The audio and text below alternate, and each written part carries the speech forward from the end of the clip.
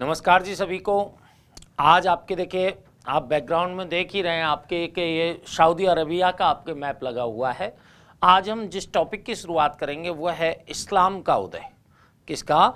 इस्लाम का उदय। देखिएगा, छठवीं शताब्दी या सातवीं शताब्दी का जो सबसे महत्वपूर्ण घटना हुई है अपने इतिहास में, वो आपके इस्लाम के उदय की घटना को माना जाता है।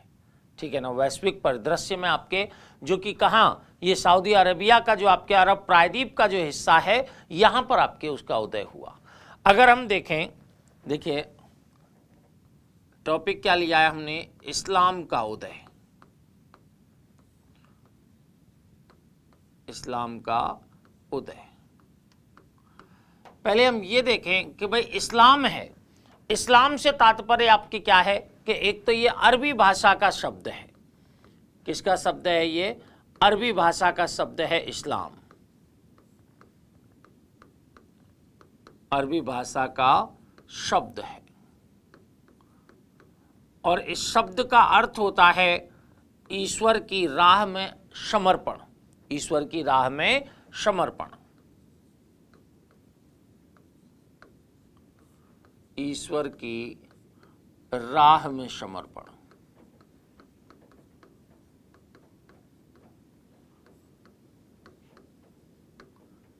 किसका अर्थ है आपके? ये इस्लाम का अर्थ है, अरबी भाषा का शब्द है। इसका अर्थ आपके क्या होता है? ईश्वर की राह में समर्पण।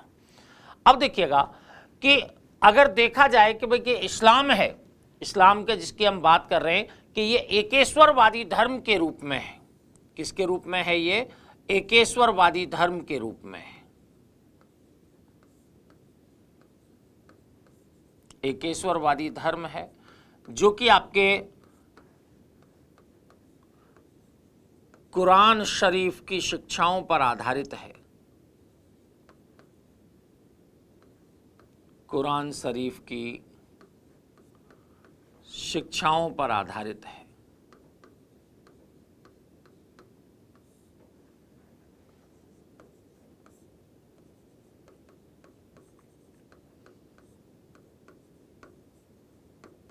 कुरान शरीफ की शिक्षाओं पर आपके कौन सा? ये आपके एकेश्वरवादी धर्म जो आपके इस्लाम है, ये आधारित है। अब एकेश्वरवाद को अगर देखा जाए कि भाई एकेश्वरवाद है, इसको अरबी भाषा में हम तौहीद के नाम से जानते हैं। अरबी में इसे किस नाम से जानते हैं? तौहीद के नाम से जानते हैं। अरबी भाषा में आपके तौहीद के नाम से जानते हैं। हमने आपके बताया कि जो आपके अंतिम ईश्वरीय पुस्तक है, अंतिम ईश्वरीय पुस्तक जिसे कुरान मजीद के नाम से जानते हैं, उसी आपके कुरान मजीद की शिक्षाओं पर आधारित आपके कौन सा दर्शन है? आपके एकेश्वरवादी दर्शन, आपके इस्लाम का दर्शन जुड़ा हुआ है। ठीक है।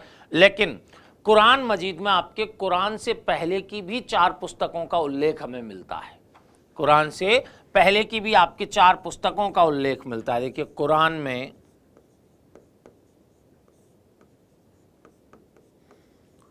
पूर्व की 4 पुस्तकों का उल्लेख,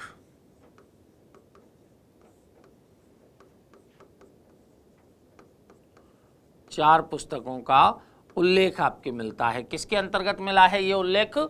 कुरान के अंतर्गत ही प्राप्त हुआ है कि भाई कि 4 पुस्तकों की चर्चा आपके गई, ईश्वर के द्वारा जो मनुष्य को प्रदान की गई आपकी पुस्तकें हैं, जिनमें सबसे अंतिम आपके और महत्वपूर्ण पुस्तक कौन सी है? कुरान शरीफ है। ठीक है। उससे पहले 4 पुस्तकें और आई हैं और 4 पुस्तकों में आपका देखा जाए कि भाई कौन कौन सी पुस्तकें हैं। तो एक आपके सहूफ ए इब्राहिमी, सहूफ ए इब्राहिमी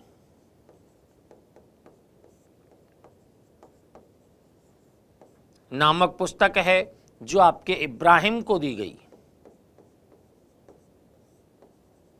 किसको दी गई है? इब्राहिम को दी गई। एक तौरात है जो मूसा को दी गई। तौरात है जो किसको दी गई है? कि भाई मूसा को दी गई है। तौरात किसको दी गई है? मूसा को। जबूर है वो आपके दाऊद को दी गई है।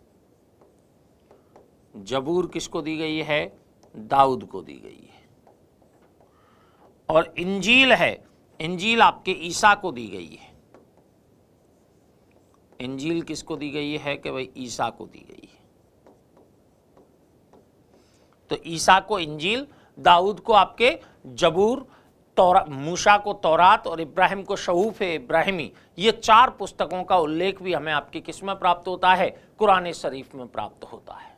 ठीक है, 5वीं पुस्तक आपकी कौन है? कुरान है, जो आपके ईश्वर के द्वारा मनुष्य को जो ज्ञान प्रदान किया गया है, जो आपके उपदेश दिए गए हैं, जो शिक्षाएं दी गई हैं, वो इन पुस्तकों में हमें संकलित प्राप्त होती है। ठीक है, पहली आपकी ये महत्वपूर्ण बात है।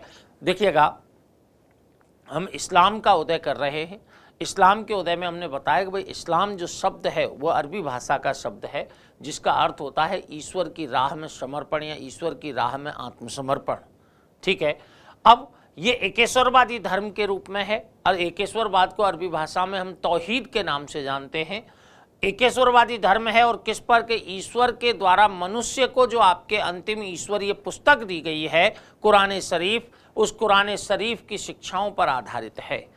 कुरान में आपके पहले की 4 पुस्तकों का और उल्लेख हमें प्राप्त होता है, जिनमें आपके शहूफ इब्राहिमी इब्राहिम को, तौरात किसको? मूसा को, जबूर दाऊद को, और इंजील आपके किसको? ईसा को, और कुरान आपके पैगंबर मोहम्मद साहब को या हजरत मोहम्मद साहब को दी गई है।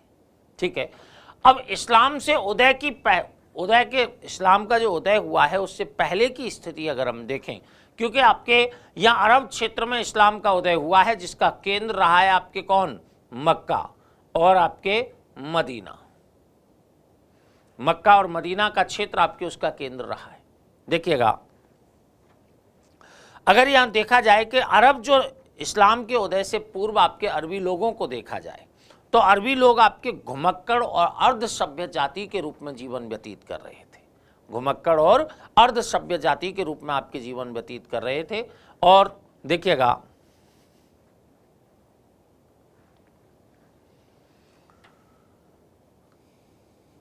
इस्लाम के उदय से पूर्व स्थिति,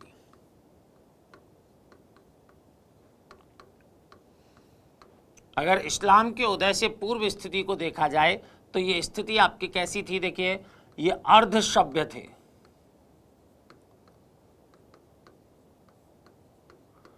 घुमक्कड़ थे,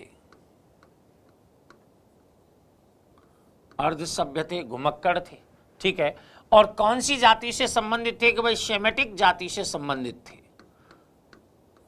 सेमेटिक जाति से संबंधित आपके ये लोग थे। अब इस सेमेटिक जाति के लोगों के द्वारा आपके देखिए किसमें कि भाई मेसोपोटामिया सभ्यता है, मेसोपोटामिया सभ्यता है,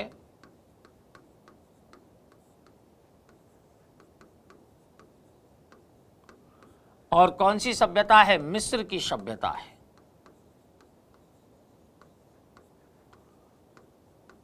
मेसोपोटामिया सभ्यता है और कौन सी है? मिस्र की सभ्यता है। इन दोनों सभ्यताओं के विकास में भी इन सेमेटिक लोगों के द्वारा या अरब लोगों के द्वारा आपके योगदान दिया गया था। ठीक है, यहाँ पर ये आपके जो यहाँ सेमेटिक जाति के लोग थे या अरब लोग जो यहाँ पर थे, इनको अगर देखा जाए तो ये आपके राजनीतिक और धार्मिक दृष्टिकोण से असंगठित थे। राजनीतिक व धार्मिक रूप से असंगठित थे। किसी भी प्रकार का ऐसा संगठन इनमें नहीं था जिसके तहत आपके किसी व्यवस्था का जन्म यहाँ पर हो सके। और दूसरा आपके कबीलाई संरचना थी। कैसी संरचना थी? कबीलाई संरचना थी। और ये कबीलाई संरचना आपके किससे जुड़ी हुई थी? एक तो पशुपालन का पेशा था,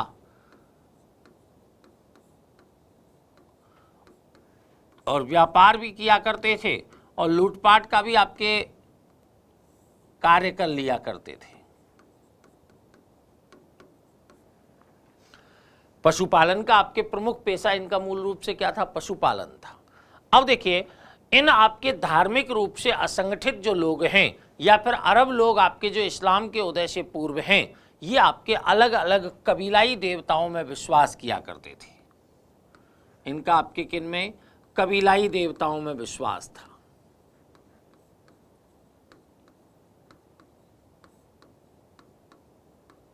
देवताओं में विश्वास आपके किनका था? इन आपके अरबी लोगों का था। कबीलाई देवताओं में विश्वास था। अगर इस बात को देखा जाए कि भाई कबीलाई देवताओं का आपके मक्का इनका प्रधान केंद्र था, अगर इनका तीर्थ स्थल देखा जाए तो आपके कौन सा था? मक्का। चूंकि आपके ये कैसे थे? मूर्ति पूजक थे। ये कैसे थे? ये मूर्ति पूजक। और यहाँ पर आपके लगभग 360 बुत लगे हुए थे। 360 बुत लगे हुए थे, प्रतिमाएं लगी हुई थी जिनकी ये लोग पूजा किया करते थे। ठीक है ना? 360 प्रतिमाएं आपके कहाँ लगी हुई थी? मक्का में लगी हुई थी, जिनकी आपके कौन पूजा किया करते थे? इस्लाम के उदय से पूर्व जो अरबी लोग हैं, जो कबीलाई ढांचे में संगठित थे, वो आपके उनकी पूजा किया करते थे। ठीक है। इनका अगर प्रधान स्थान देखा जाए तो प्रधान स्थान आपके कौन सा था? काबा था। इस काबा में आपकी क्या थी? एक आपके पत्थर, काबा में आपकी क्या लगा हुआ था? एक पत्थर लगा हुआ था जिसे हज्र अल अस्वाद के नाम से जानते हैं। काला पत्थर था ये। इसको किस नाम से जानते हैं? हज्र अल अस्वाद। हज्र अल अस्वाद।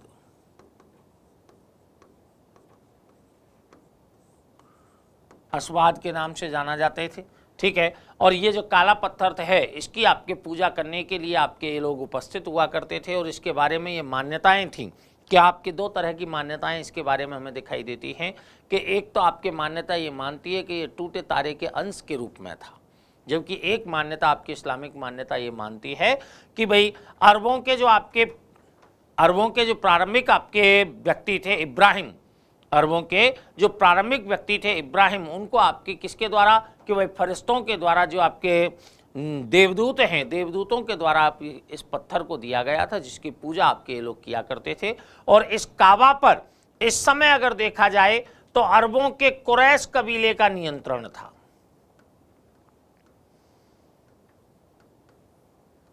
कुरैश कबीले का नियंत्रण था।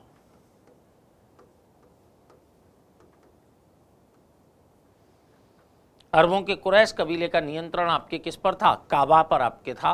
और पैगंबर हजरत मोहम्मद की बात की जाए तो वो भी आपके किससे संबंधित थे? इस कुरैश कबीले से ही संबंधित थे। ठीक है। तो ये बात है। अब देखिए, ये आपस में चाहे कैसे ही बिखरे हुए हों, लेकिन साल में एक दिन जब आपके इन धार्मिक स्थानों पर ये एकत्रित होते थे, तो वो आपके अरबी लोगों की एकता के प्रतीक के रूप में ये काबा काम कर रहा था। काबा आपके किन की? अरबी लोगों की एकता के प्रतीक के रूप में था। ठीक है। तो ये बात हम कह रहे हैं आपके कि भाई इस्लाम से उदय से पूर्व अगर देखा जाए तो ये पशुचारी घुमक्कड़ जीवन व्यतीत करने वाली आपके यायावर जाति के रूप में थे अरब। ठीक है। जिनका आपके प्रारंभ में मेसोपोटामिया और मिस्र की सभ्यताओं के विकास में भी योगदान रहा है इनका, लेकिन राजनीतिक और धार्मिक दृष्टिकोण से ये संगठित नहीं थे। संगठित नहीं थे तो आपके क्या किया इन्होंने? विभिन्न कबीलाई देवताओं में विश्वास किया करते थे। मक्का इनका प्रधान तीर्थ स्थल था, जहां पर लगभग 360 तो आपके बुत लगे हुए थे, प्रतिमाएं लगी हुई थी। ठीक है। अब बुत लगे हुए थे, इनकी पूजा ये किया करते थे। अलग अलग स्थानों से आकर के लोग आपकी इनकी पूजा किया कर रहे थे। इस वजह से मक्का जो आपके शहर है वो डेवलप हो रहा था आर्थिक दृष्टि से भी। वहाँ पर व्यापारी आपके कुछ समृद्ध व्यापारी भी वहाँ पर आपके कार्य कर रहे थे। क्यों? क्योंकि अगर आप देखें कि भाई जितने भी आपके यहाँ सीरिया की ओर आपके जो व्यापारी जाया करते थे, यहाँ से व्यापार के लिए आपके लोग जा रहे हैं। कहाँ के लिए जा रहे हैं? ये सीरिया की ओर जा रहे हैं। जॉर्डन आपके ये सीरिया की ओर जा रहे हैं। वो आपके कहाँ पर स्टॉपेज लिया करते थे? अपना मक्का में स्टॉपेज लिया करते थे। ठीक है। इसलिए मक्का की समृद्धता भी आपके यहाँ पर विद्यमान थी। अब देखिए, यहाँ आपके मुख्य रूप से बात क्या होती है? हमने बता दिया आपके कि कुरैश कबीले का काबा पर नियंत्रण था। अब आपके इस्लाम का उदय यहाँ पर हम बात करें कि भाई कि ऐसी परिस्थितियों में आपके इस्लाम का उदय हुआ, तो इस्लाम के उदय के लिए आपके यहाँ पर जिम्मेदार देखिएगा कि भाई प्रवर्तक, इस्लाम के प्रवर्तक कौन माने गए हैं?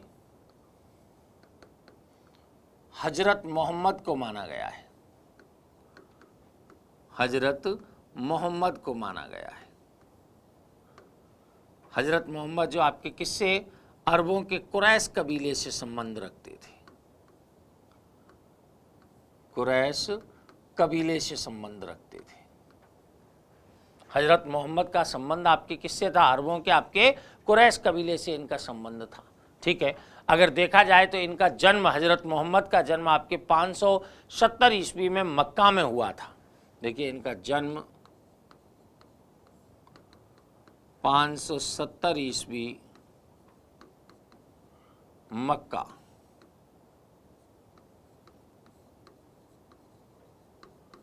सऊदी अरब में आपके इनका जन्म हुआ था।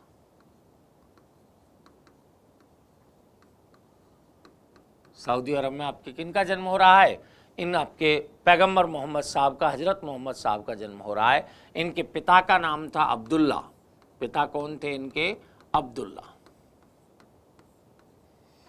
जब आपके पैगंबर मोहम्मद साहब आपके गर्भ में थे, देखिए जब हजरत मोहम्मद गर्भ में थे, हजरत मोहम्मद गर्भ में थे,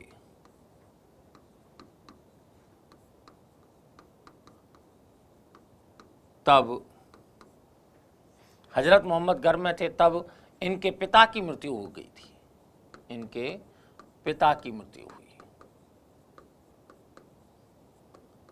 हजरत मोहम्मद जब आपके गर्भ में थे, माता के आपके बीबी अमीना के आपके गर्भ में थे, उसी समय आपके किनका, इनके पिता का देहांत हो जाता है। इनकी माता का नाम आपके क्या मिलता है, बीबी अमीना।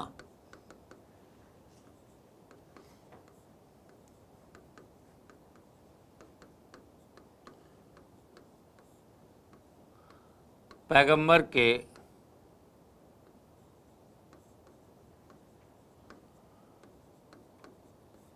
जन्म के 6 साल बाद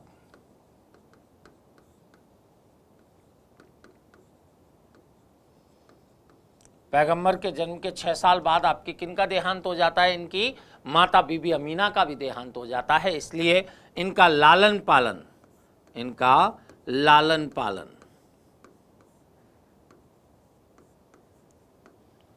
कौन करते हैं कि भाई दो के नाम आते हैं कि एक तो चाचा अबू तालिब के द्वारा इनका लालन पालन किया जाता है।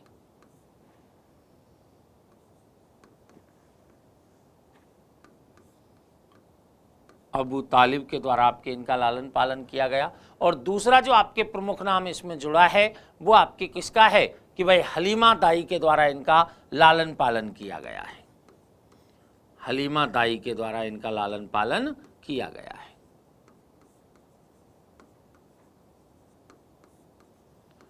हलीमा दाई के द्वारा इनका लालन पालन किया गया।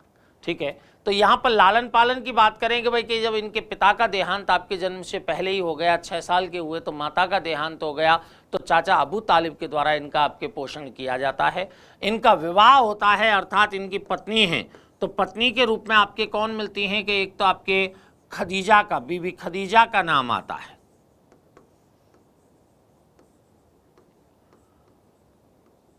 बीबी खदीजा का नाम आता है, जो कि एक 40 वर्षीय आपकी विधवा स्त्री थी। ठीक है, हुआ क्या था कि जब आपके अबू तालिब किनका पोषण कर रहे थे, पैगंबर मोहम्मद का आपके पोषण कर रहे थे, तो उस समय आपके पैगंबर मोहम्मद हैं, ये आपके अबू तालिब के कार्य में हाथ बटाने लगते हैं, आपके पशुओं को चराने लग जाते हैं, साथ में व्यापारिक जो काफिले हैं उनको आपके इधर से उधर ले जाने का काम आपके इनका रहता है। और ये आपके किसके, बीबी खदीजा के यहाँ पर, क्योंकि एक धनी महिला थी, विधवा महिला थी, इनके यहाँ पर नौकरी कर लेते हैं। और इनकी ईमानदारी से प्रसन्न होकर के, चाहे आपके इस समय पैगंबर मोहम्मद साहब की आयु आपके 25 वर्ष थी, कितनी वर्ष थी, 25 वर्ष थी, तो आपके विवाह 595 ईस्वी में आपके क्या कर लिया जाता है, इनसे विवाह कर लिया जाता है। 25 वर्ष के आपके कौन थे, पैगंबर मोहम्मद थे, और 40 वर्ष की आपके कौन थी, बीबी खदीजा। इनकी एक पुत्री हुई, इनकी एक पुत्री हुई, उसका नाम आपके क्या रखा गया है, फातिमा। बीबी खदीजा की और आपके किनकी, हजरत मोहम्मद की आपकी एक पुत्री होती है, उनका नाम क्या रखा जाता है, फातिमा रखा जाता है, जिसका विवाह आपके हजरत अली से किया जाता है। विवाह किनसे किया गया है, हजरत अली से।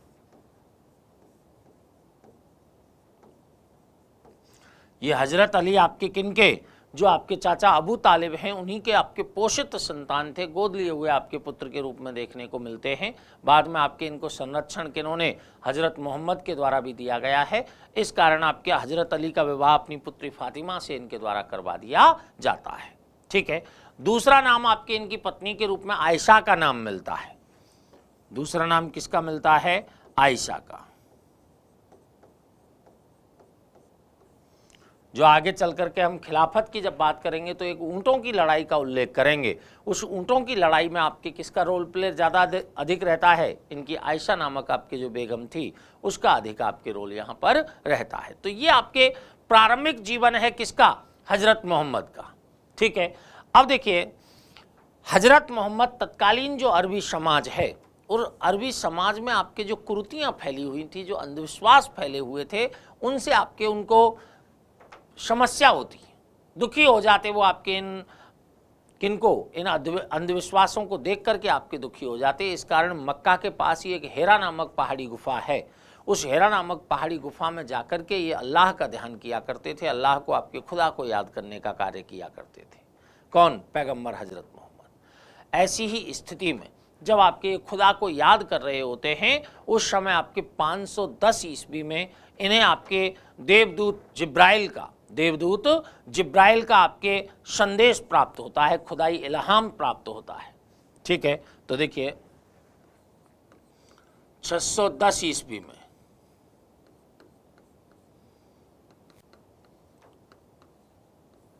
देवदूत जिब्राइल, गब्रील भी नाम मिलता है इनका,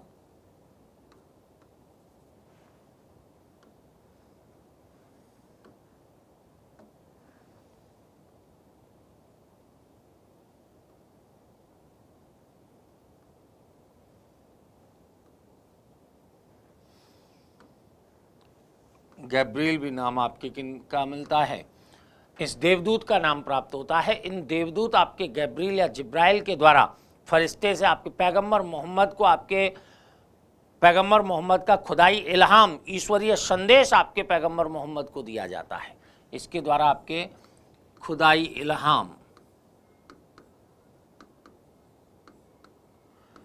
इल्हाम से तात्पर्य आपके क्या है? यहाँ ईश्वरीय संदेश। ये ईश्वरीय संदेश आपके किसको दिया जाता है? ईश्वरीय संदेश आपके दिया जाता है किनके लिए? पैगंबर मोहम्मद को।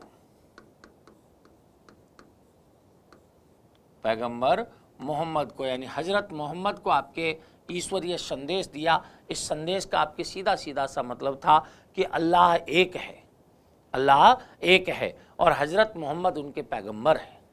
अल्लाह एक है और हजरत मोहम्मद उनके पैगंबर हैं। ये आपके इल्हाम, ईश्वरीय जो संदेश है वो आपके पैगंबर मोहम्मद को प्राप्त हुआ या हजरत मोहम्मद को आपके प्राप्त हुआ।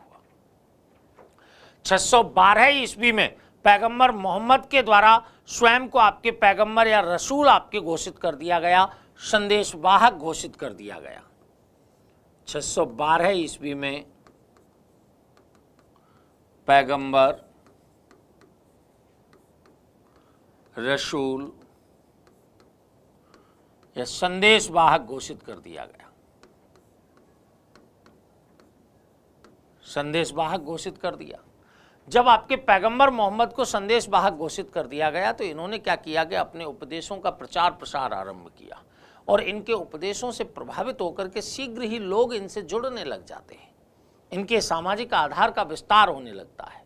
अब विस्तार होने लगा तो इससे क्या हुआ कि जो वहाँ के कुछ धनी व्यापारी वर्ग था, कहाँ का? मक्का का। मक्का के धनी व्यापारी वर्ग को यहाँ मक्का की समृद्धता और प्रतिष्ठा को आघात पहुँचने की आशंका हुई इससे, क्योंकि ये एकेश्वरवाद पर बल देते थे और वो आपके मक्का है वो बुतों का शहर था। वहाँ पर आपके तमाम बुत थे और दूर दराज के क्षेत्रों से भी लोग आपके उन बुतों की पूजा के लिए, उनके दर्शन के लिए आते थे, जिससे आपके मक्का की समृद्धता बनी हुई थी। इससे आपके इनके विचारों से, जो एकेश्वरवादी विचार थे, उनसे मक्का की प्रतिष्ठा को धक्का पहुंचने की आशंका मानते हुए उन्होंने आपके विरोध करना शुरू कर दिया। किनका? पैगंबर मोहम्मद का आपके विरोध करना आरंभ कर दिया। ठीक है, अब देखिए विरोध करने के पीछे रीजन, आपके मुख्य रीजन क्या है? मुख्य रीजन ये था कि आपके पैगंबर मोहम्मद मूर्ति पूजा और बहुदेववाद के विरोधी थे। उससे उनको लग रहा था कि अगर मूर्ति पूजा और बहुदेववाद का आपके विरोध का इतना ज़्यादा अगर यहाँ पर प्रचार प्रसार हो गया तो हो सकता है कि जो लोग आपके मक्का आते हैं वो धीरे धीरे करके क्या हो जाएं, बंद हो जाएं, इससे मक्का की प्रतिष्ठा को आघात पहुँचे। ठीक है, ये आपके किनके आपके विरोध में, हजरत मोहम्मद के विरोध में आपके जो धनी व्यापारी हैं उनके द्वारा ये सोचा गया। और इन धनी व्यापारियों के द्वारा अबू सुफियान के नेतृत्व में, अबू सुफियान के नेतृत्व में, अब ये अबू सुफियान भी कुरैश कबीले से ही था। अबू सुफियान के नेतृत्व में आपके हजरत मोहम्मद के हत्या का प्रयास किया गया। हजरत मोहम्मद की हत्या का प्रयास आपके किनके द्वारा किया गया है? हत्या का प्रयास, यह हत्या का प्रयास किया गया किसके द्वारा? अबू सुफियान के द्वारा। जब इनकी हत्या का प्रयास हुआ तो आपके क्या हुआ? पैगंबर मोहम्मद आपके 20 जून 622 ईस्वी को, कहाँ से? कि भाई मक्का से चले, और मक्का से कहाँ की ओर चले हैं? मदीना की ओर। मदीना को उस समय आपके किस नाम से? यथरीब नाम से जाना जाता था। किस नाम से? यथरीब नाम से जाना जाता था, या आपके यशरीब नाम भी इसका मिलता है, इस नाम से आपके इन्हें जाना जाता था।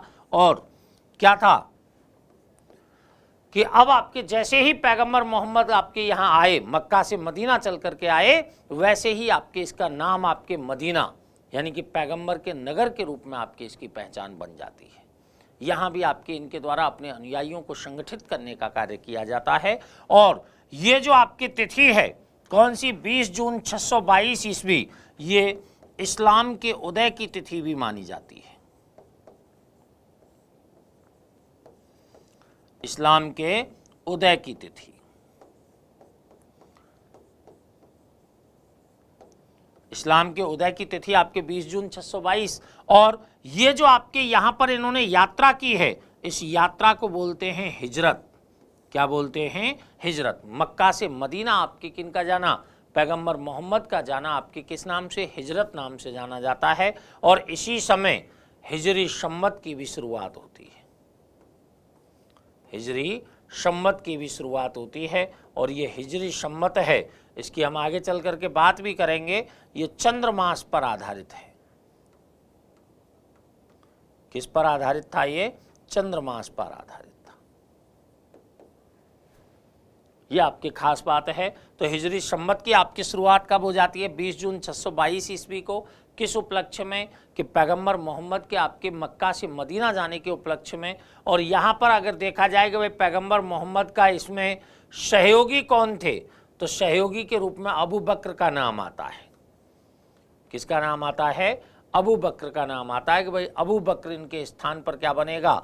यहाँ पर आपके इनका नेतृत्व करेगा। एक तरह से आपके इनके पश्चात यानी अबू बकर आपकी इनकी सेवा में नियुक्त था। किनकी में? पैगंबर मोहम्मद की में।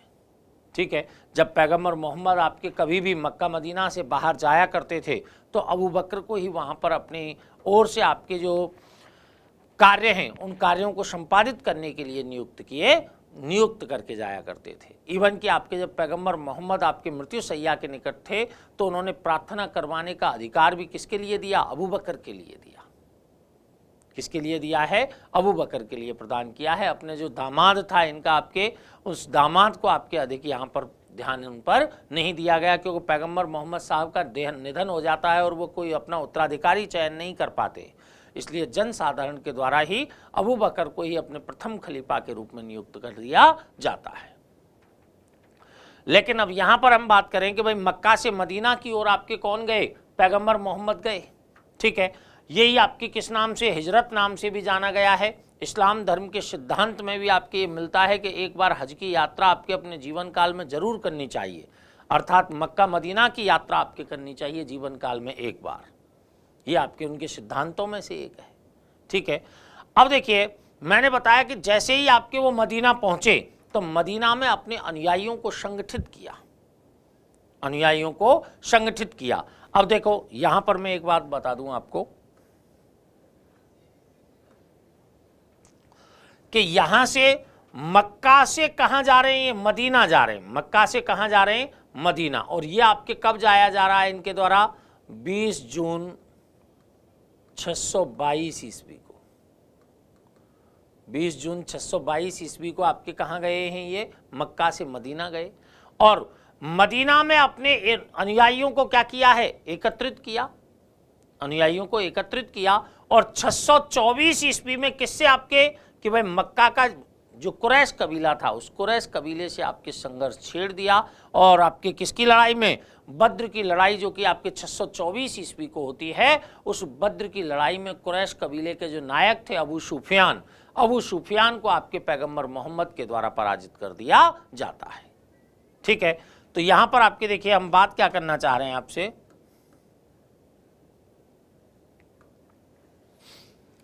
कि बद्र की लड़ाई, बद्र की लड़ाई।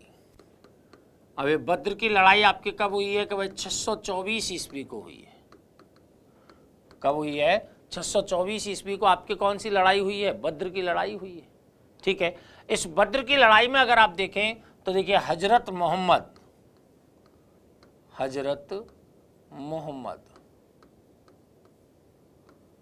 के द्वारा अबू सुफियान को पराजित किया गया। अबू सुफियान को पराजित किया।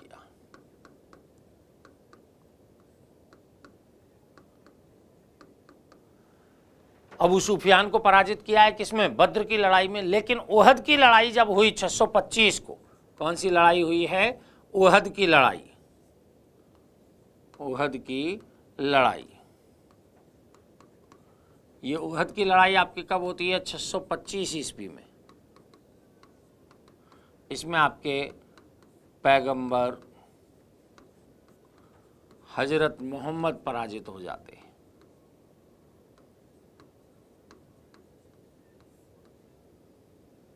मोहम्मद पराजित हुए।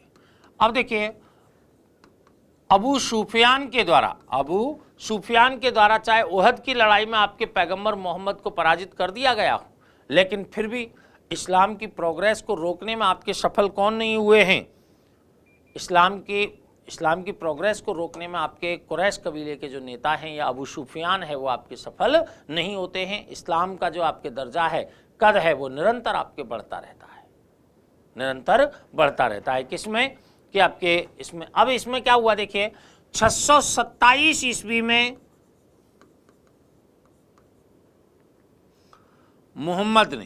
हजरत मोहम्मद ने किस पर आपके देखिए, मक्का की कुरैश सेना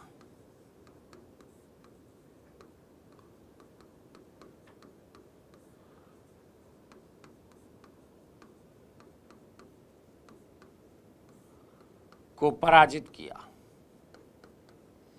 मक्का की कुरैश सेना को आपके किनके द्वारा पराजित किया जाता है, हजरत मोहम्मद के द्वारा आपके पराजित किया जाता है। और 628 ईस्वी में पुनः मक्का आक्रमण की योजना बनाई जाती है। पुनः मक्का आक्रमण की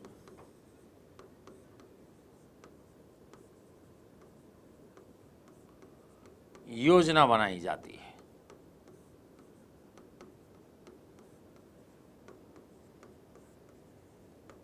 पुनः मक्का आक्रमण की योजना बनाई गई।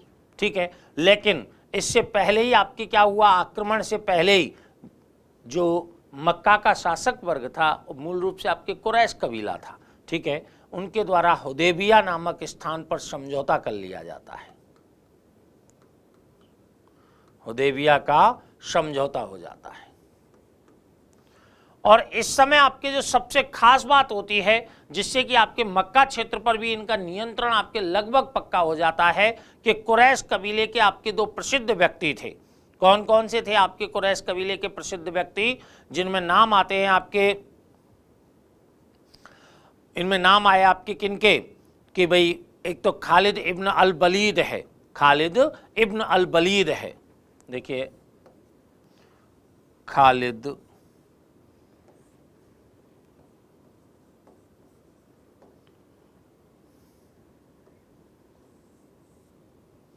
देखिएगा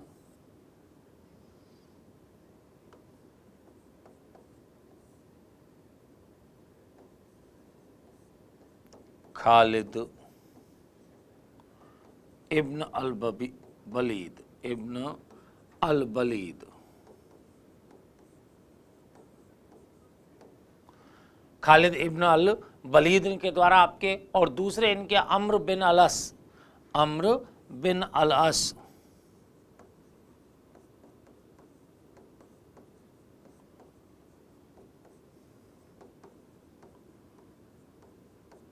इन दोनों के द्वारा आपके इस्लाम को स्वीकार कर लिया जाता है। और जैसे ही इस्लाम को स्वीकार इनके द्वारा किया गया, वैसे ही लगभग आपके इस्लामिक जो आपके क्षेत्र हैं उन पर पैगंबर मोहम्मद साहब का नियंत्रण हो जाता है। अर्थात 630 ईस्वी में पैगंबर मोहम्मद साहब मक्का पर भी नियंत्रण कर लेते हैं। 630 ईस्वी में किस पर नियंत्रण कर लिया है? देखिए 630 ईस्वी पैगंबर मोहम्मद का मक्का पर नियंत्रण।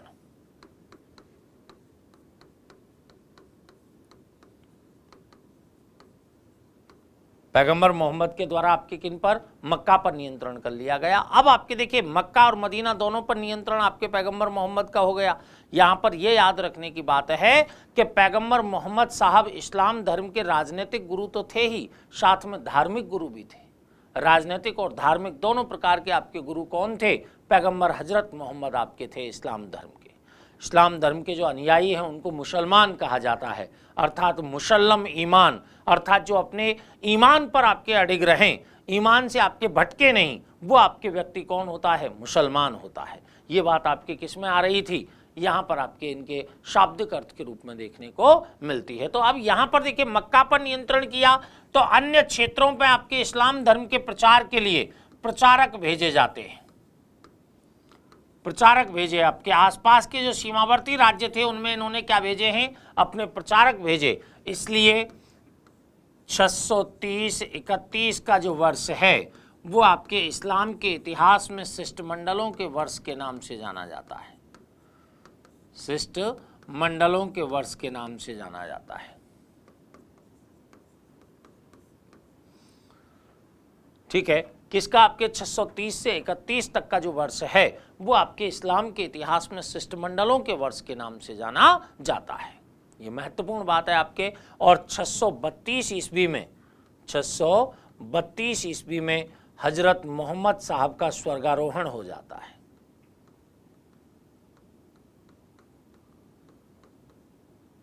हजरत मोहम्मद साहब का आपके स्वर्गारोहण हो जाता है और इन्हें मदीना में इनकी इच्छा के अनुसार आपके मदीना में दफनाया जाता है।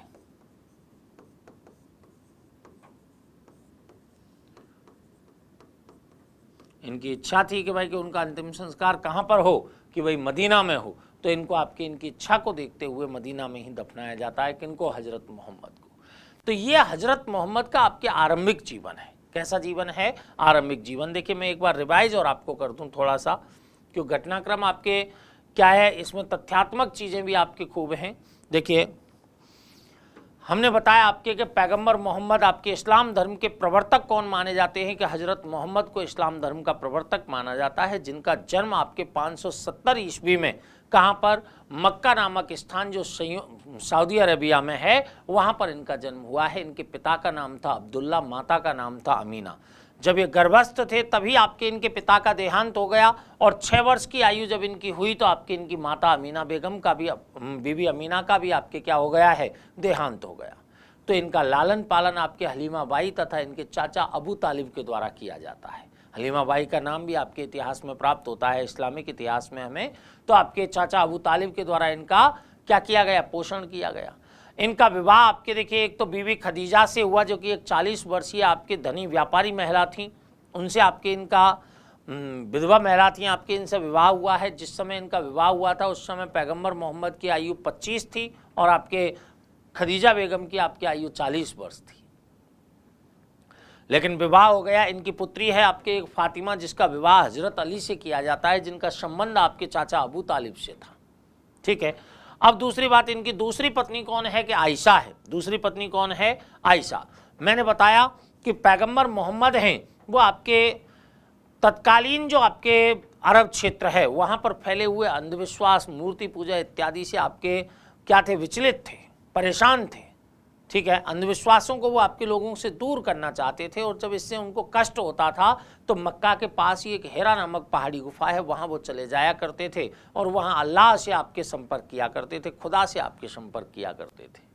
ऐसी ही स्थिति में 610 ईस्वी में जिब्राइल नाम के आपके देवदूत के द्वारा, फरिश्ते के द्वारा आपके एक ईश्वरीय इल्हाम आपके किन के लिए प्रस्तुत किया है? ईश्वरीय इल्हाम की आपके प्रदान किया हजरत मोहम्मद के लिए। उसमें आपके क्या था कि अल्लाह एक है और आपके हजरत मोहम्मद उनके पैगंबर हैं। ये बात आपके याद रखनी है। इनके आपके जो सैद्धांतिक जीवन है उसमें भी आपके इस बात की चर्चा की जाती है कि भाई कि पैगंबर एक, वो अल्लाह एक है और हजरत मोहम्मद हैं वो उनके पैगंबर के रूप में है। ठीक है। स्थिति आपके यहाँ पर हुई 612 ईस्वी में किनके द्वारा? खुद पैगंबर मोहम्मद के द्वारा या हजरत मोहम्मद के द्वारा अपने को पैगंबर या रसूल घोषित कर दिया जाता है, संदेशवाहक घोषित कर दिया जाता है। जो ईश्वरीय ज्ञान उन्हें प्राप्त हुआ है कि उस ज्ञान का प्रचार प्रसार मुझे करना है। ठीक है ना, हजरत मोहम्मद को। अब देखिए कि जैसे ही आपके इन्होंने अपना ज्ञान देना आरंभ किया, वैसे ही जो आपके जो निचले तबके के लोग थे वो शीघ्र ही इनके अनुयायियों की संख्या बढ़ गई। अनुयायियों की संख्या बढ़ी तो इससे आपके क्या हुआ कि जो वहाँ का धनाढ्य आपके व्यापारी वर्ग था उनके कान खड़े हो गए। क्यों खड़े हो गए?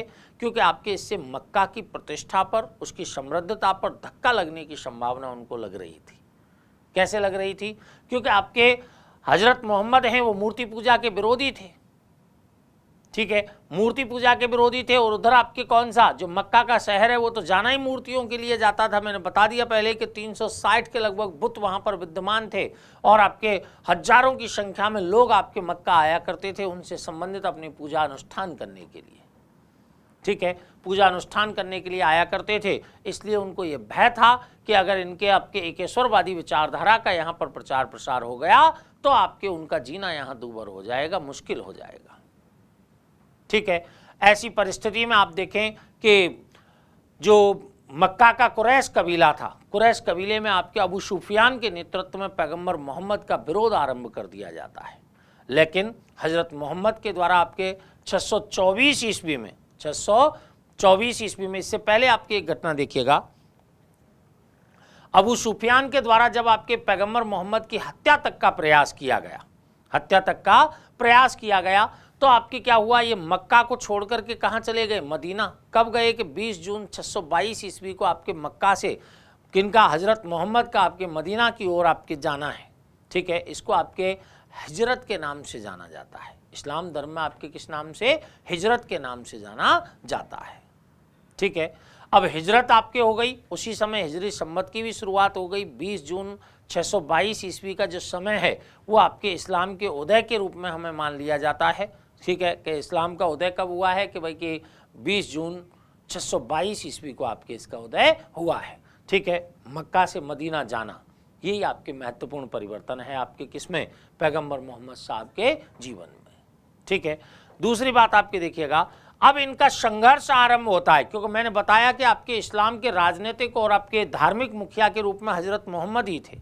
इसलिए हजरत मोहम्मद के द्वारा इस्लाम के स्थायित्व को कायम बनाए रखने के उद्देश्य से आक्रामक नीति का अनुसरण किया और विभिन्न देश विदेशों में एक तो धर्म प्रचारक भेजे और धर्मांतरण जैसी गतिविधियों का भी संपादन इनके द्वारा किया जाता है। हालांकि आगे चल करके जो खिलाफत का जो समय है, खलीफाओं का जो काल है, उस खलीफाओं के काल में आपके खिलाफत का अत्यधिक विस्तार हो जाता है। अत्यधिक विस्तार होने के कारण जो एडमिनिस्ट्रेशन संबंधी समस्याएं खलीफा के सामने आती हैं, वही समस्याएं खलीफा के पद के पतन के लिए भी उत्तरदायी रहती हैं।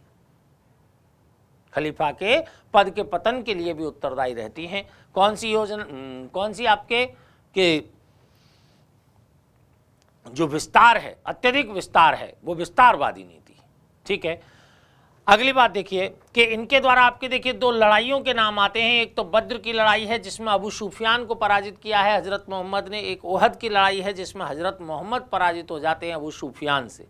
लेकिन 627 ईस्वी में हजरत मोहम्मद के द्वारा मक्का की कुरैश जो सेना है उसको पराजित किया जाता है और 628 में ये योजना बनाई जाती है कि क्यों ना हम ही आपके मक्का पर आक्रमण कर दें। लेकिन आक्रमण हो उससे पहले ही हुदैबिया नामक स्थान पर इनमें समझौता हो जाता है और कुरैश कबीले के दो प्रमुख व्यक्ति जिनमें अम्र बिन अलस और आपके खालिद इब्न अल बलीदी, इनके बलीद आपके इनके नाम आते हैं। इनके द्वारा आपके क्या किया गया है, इनके द्वारा इस्लाम धर्म को स्वीकार कर लिया जाता है। और इन्हीं परिस्थितियों में 630 ईस्वी में किनके द्वारा, खुद आपके हजरत मोहम्मद के द्वारा आपके देश विदेश में प्रचारकों को भेजने का कार्य आरंभ होता है। ये काल आपके शिष्टमंडलों के काल के नाम से जाना जाता है। किस नाम से? शिष्टमंडलों के काल के नाम से जाना जाता है। ठीक है।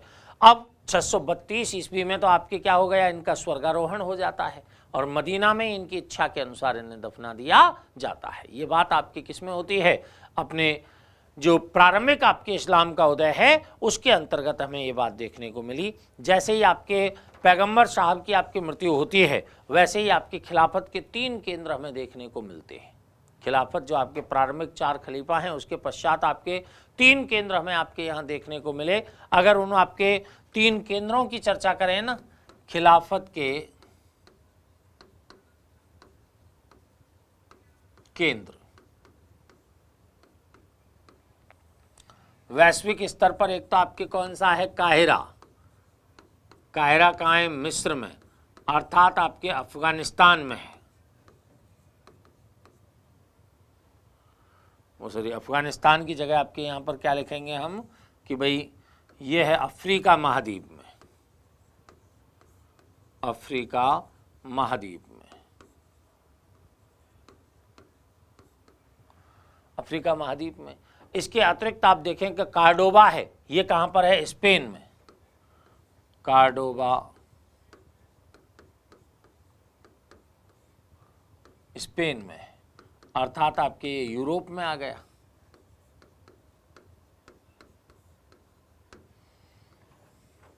एक है बगदाद, बगदाद कहाँ है? इराक में।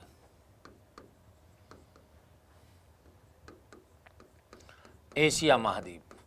यानी कि हजरत मोहम्मद की आपकी मृत्यु के तुरंत पश्चात ही क्या हो जाता है, खिलाफत की आपकी शुरुआत हो जाती है। हालांकि मैंने पहले ही बता दिया कि हजरत मोहम्मद अपना कोई भी उत्तराधिकारी चयन नहीं कर पाते हैं, इसलिए उनके जो निकटतम सहयोगी रहे अबू बकर, उनको प्रथम खलीफा के रूप में मान्यता दे दी जाती है। खलीफा का मैंने बताया कि खलीफा आपके मुस्लिम जगत का क्या होता है, धार्मिक गुरु तो होता ही है, साथ में राजनीतिक गुरु भी आपके खलीफा होता है। धार्मिक और राजनीतिक गुरु के रूप में किसका नाम आता है? खलीफा का नाम आता है। अब देखिए, ये आपके खिलाफत के 4 केंद्र हैं। अब इस्लामिक धार्मिक साहित्य की अगर चर्चा की जाए, इस्लामिक धार्मिक साहित्य की अगर चर्चा की जाए तो धार्मिक साहित्य में आपके 2 प्रमुख पुस्तकों के नाम आते हैं।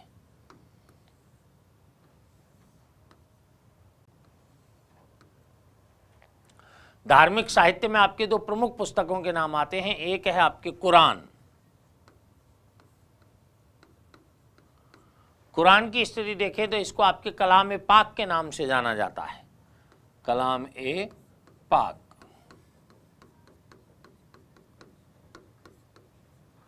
और दूसरा आपके हदीस।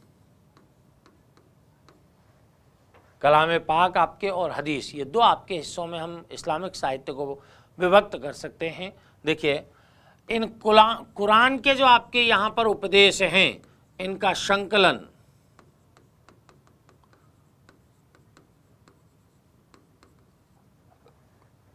आपके कब हुआ है? 650 ईस्वी में, खलीफा उस्मान के काल में।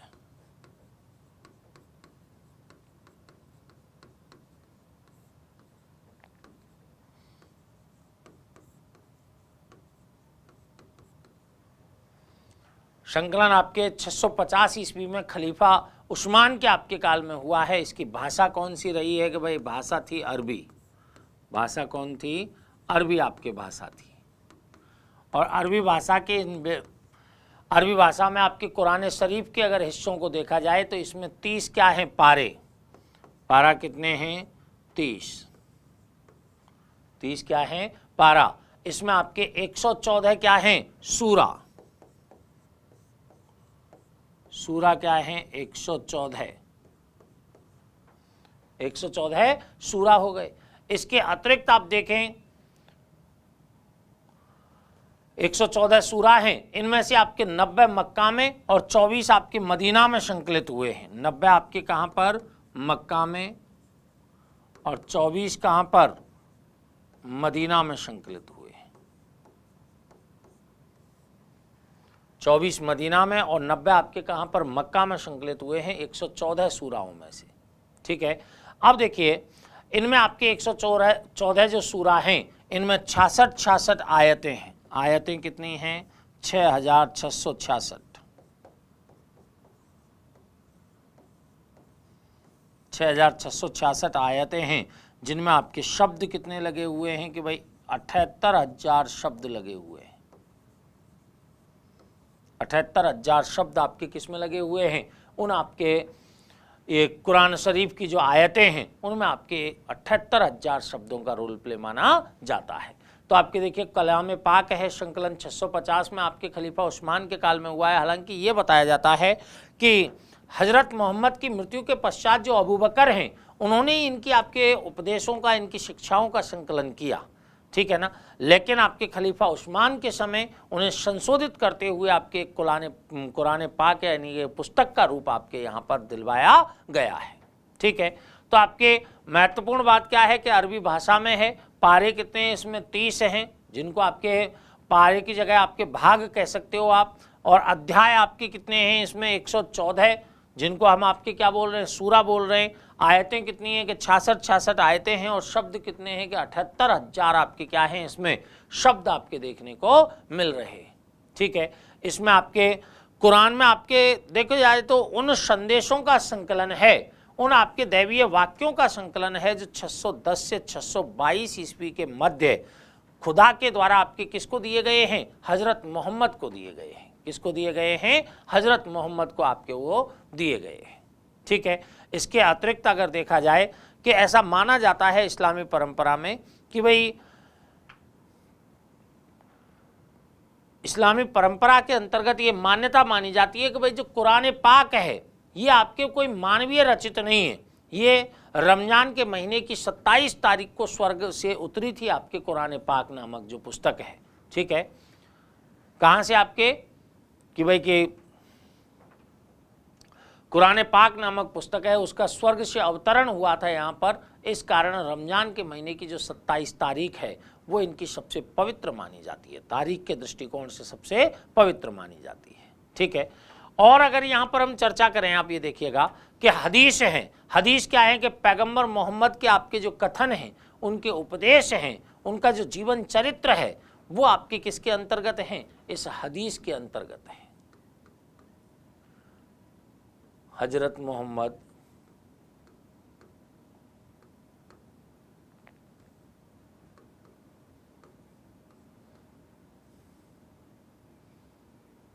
की शिक्षाएं, उपदेश, जीवन किसके अंतर्गत मिलता है? हमें हदीस के अंतर्गत प्राप्त होता है। तो धार्मिक ग्रंथों में, प्रारंभिक धार्मिक ग्रंथों में हमने केवल 2 की चर्चा की है। खिलाफत काल में आपके कुछ एक शब्दावली में फिर हम आपकी चर्चा करेंगे आपके कुछ एक शब्दों की। तो यहाँ आपको याद रखना है कुरान पाक और हदीस को याद रखना है, दोनों अलग अलग हैं। हदीस में आपके जहाँ पर पैगंबर साहब का जो ज्ञान है वो आपके संकलित है, वहीं कुरान पाक में आपके जो ईश्वरीय संदेश है वो ईश्वरीय संदेश आपके किस में निहित है? कुरान पाक में आपके संकलित मिलता है। ठीक है, अब हमारे सामने एक बात आती है कि भाई इस्लाम धर्म के सिद्धांत कौन कौन से हैं? इस्लाम धर्म के सिद्धांत कौन कौन से हैं? तो ये देखना है। देखिए, इस्लाम धर्म के सिद्धांत,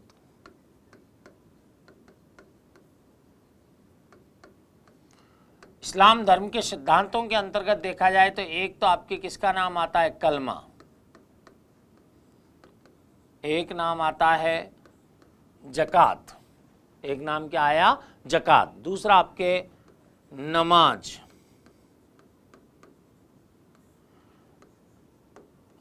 रोजे रखना,